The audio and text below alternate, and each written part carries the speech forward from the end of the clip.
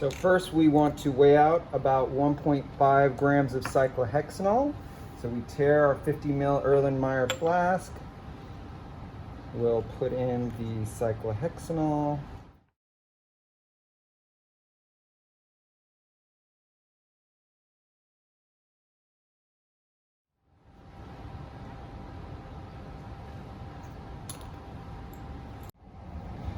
Next, we want to measure out 0.75 milliliters of glacial acetic acid.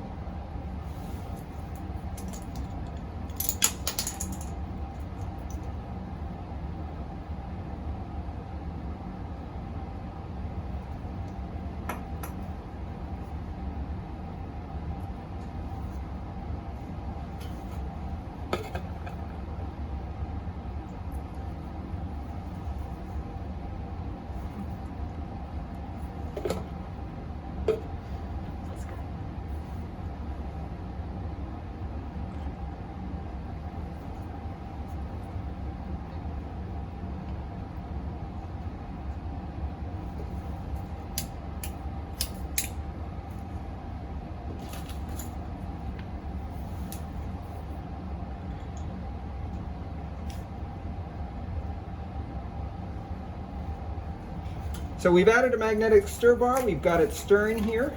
Next, we're adding 24 milliliters of fresh bleach.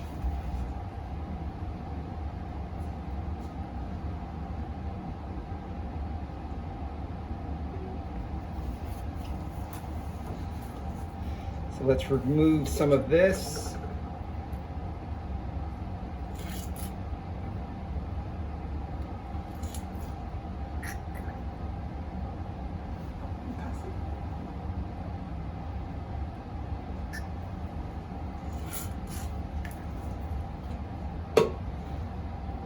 And now we'll set a timer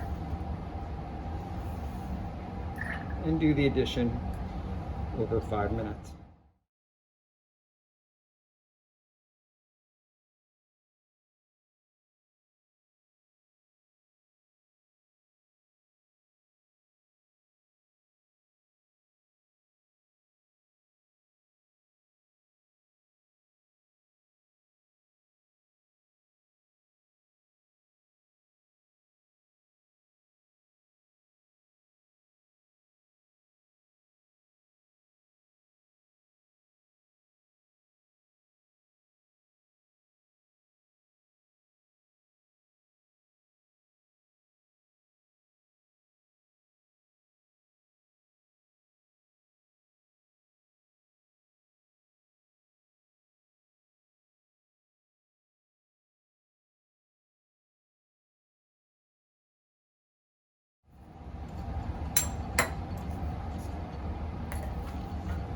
And now we let the solution stir for 20 minutes.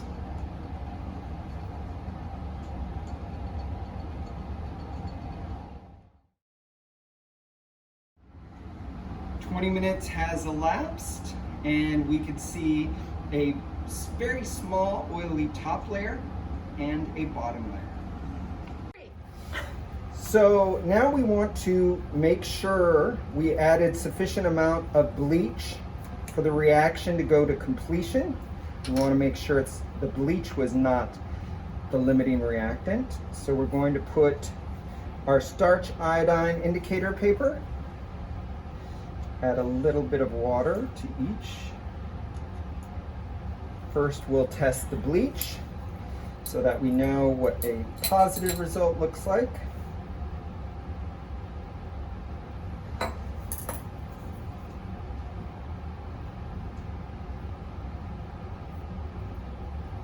Now we'll test our reaction mixture.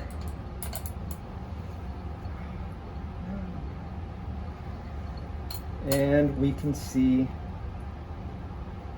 a nice clear result here.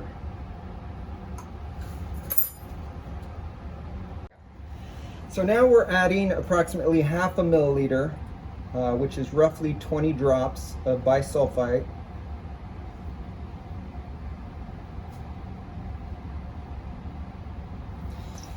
And this is to destroy any remaining sodium hypochlorite, but we want to make sure that we've removed it all. So we'll once again test with our starch iodine paper.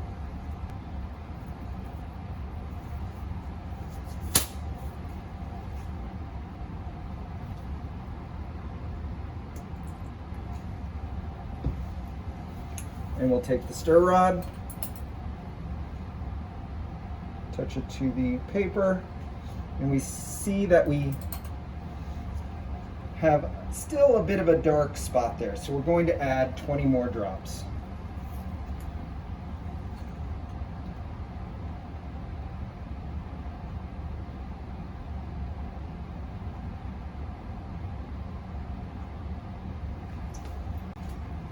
Okay, so let's put our indicator paper. Okay. Now we're going to basify the solution to between pH 6 and 8. We're adding about 1.5 milliliters to start, and then we'll check. That's about 60 drops.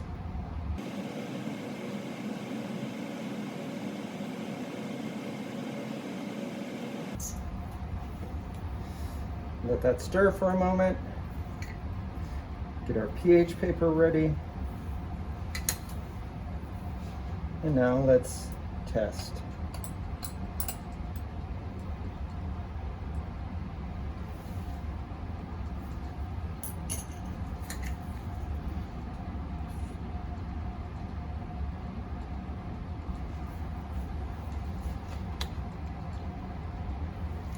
So now we're going to add roughly 5 milliliters of dichloromethane.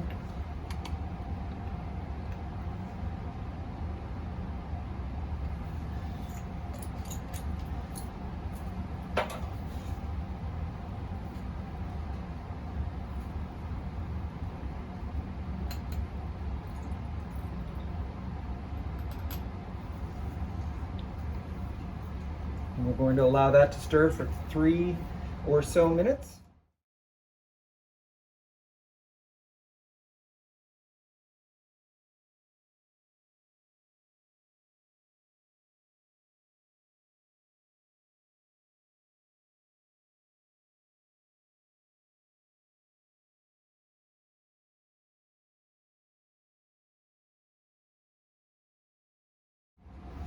Now we remove it from the stir plate. Take out the magnetic stir bar.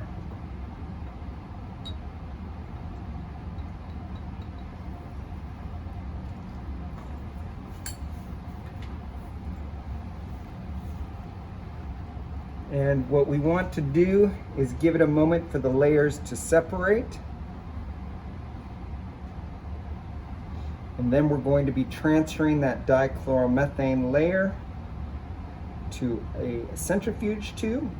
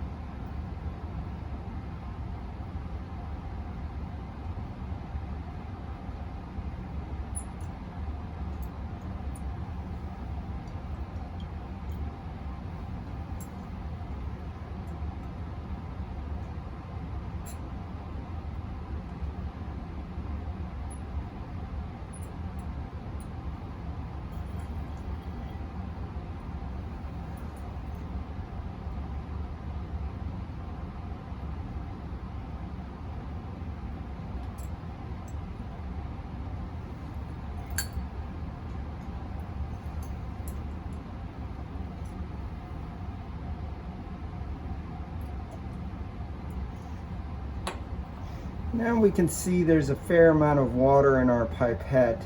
We're also going to extract a second time, so If there's a little dichloromethane left, perhaps we'll get it on the next extraction. Let's go ahead and add another 5 mils of dichloromethane.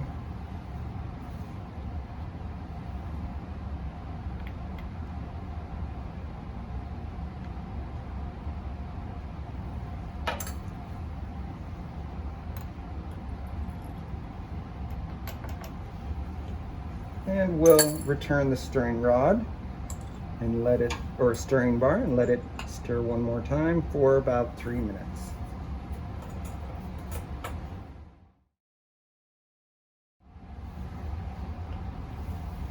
So now we're going to take out the stir bar again.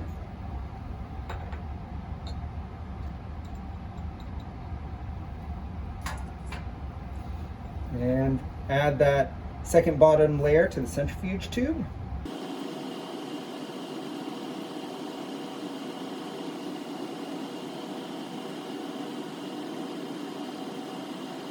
So we got a little water at the top of the pipette. So we just want to make sure we don't dispense that.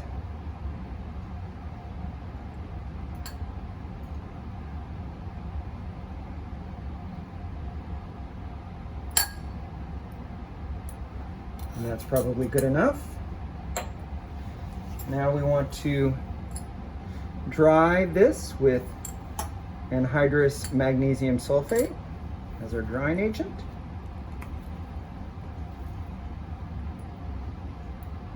And if you recall, we want to add the magnesium sulfate until we get a nice plume of powder when we mix it.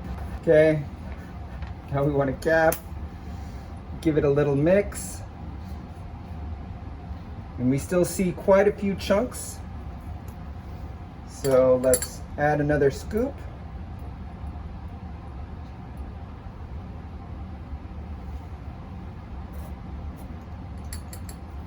And we'll cap again.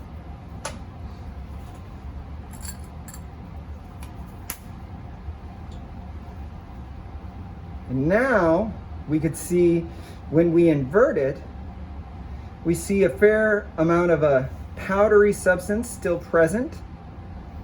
So that's our indication that we've added enough. We'll let this sit for a moment and invert again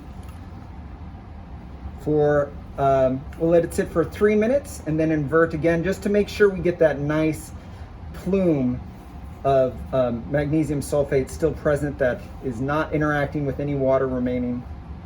So we'll check that again soon. Now we'll get the mass of our round bottom flask.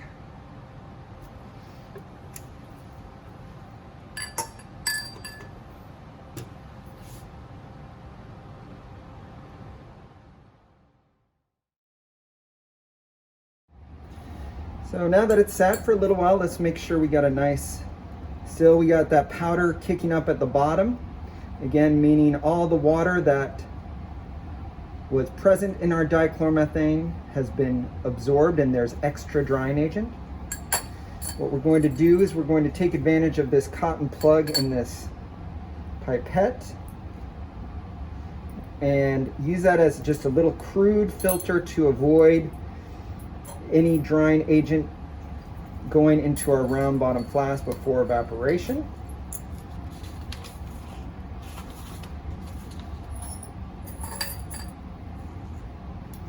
So now we can pipette out our sample.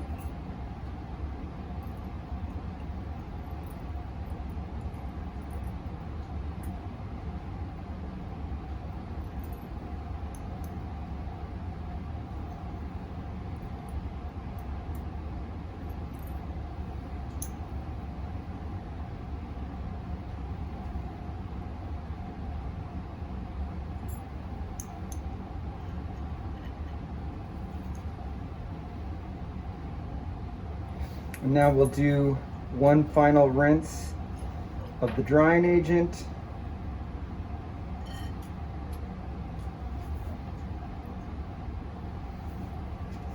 to remove any additional product.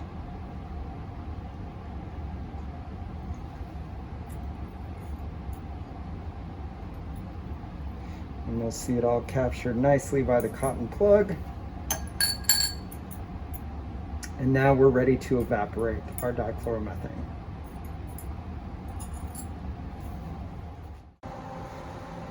So here we have our rotary evaporator.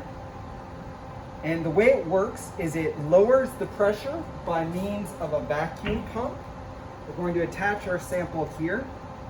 And when the pressure is lowered, if you remember from general chemistry, the boiling point of a substance occurs when the vapor pressure is equal to the external pressure.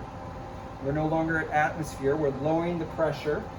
Okay, so by lowering that pressure, we'll see a much lower boiling point than typically. The vapor travels up here, and here in this coil, we have antifreeze, or ethylene glycol, and it's going through a chiller, so it's very cold, and when the solvent hits the coils, it condenses and drips down into our receival area. So the first step is to make sure that you have a little bit of grease on the top portion of this connector. You don't want too much because you don't want it getting into your sample. All right, and when you attach your sample, you want to make sure there's a nice clear band of grease that seals the vacuum. Add a clip. Here we have our warm water bath. Once we see fairly rapid evaporation, it'll boil initially and then start to slow and cool because you're removing the highest kinetic energy particles first, and they're taking kinetic energy with them.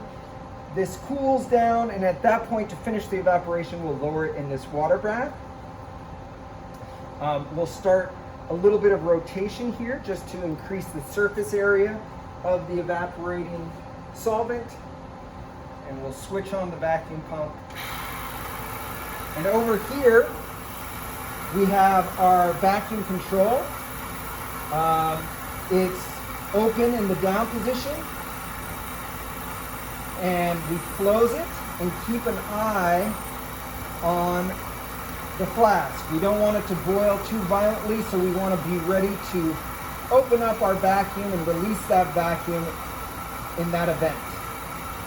We don't want it shooting up into here. This is our safety catch to recover any product if it does happen to boil too violently, but that's not ideal.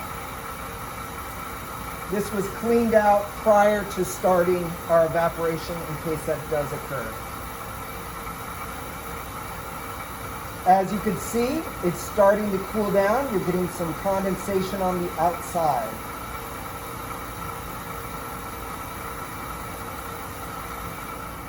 What I like to do before putting it in the warm water bath is just warm it with my hands slightly.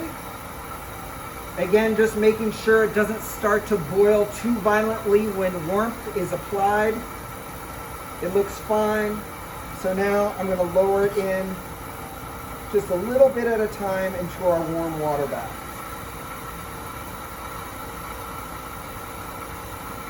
Again, just taking care that I don't get sudden boiling.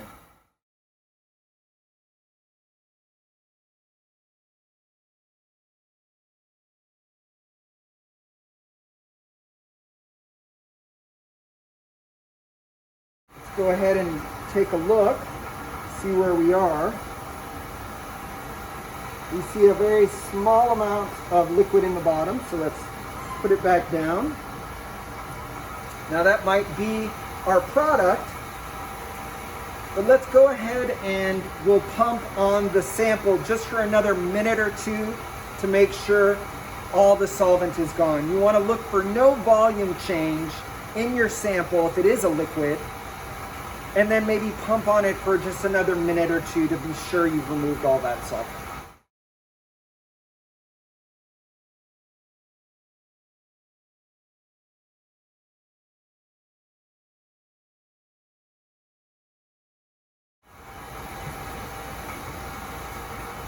Okay, the volume of liquid looks about the same as I checked it last time. So what I want to do is turn off the vacuum pump,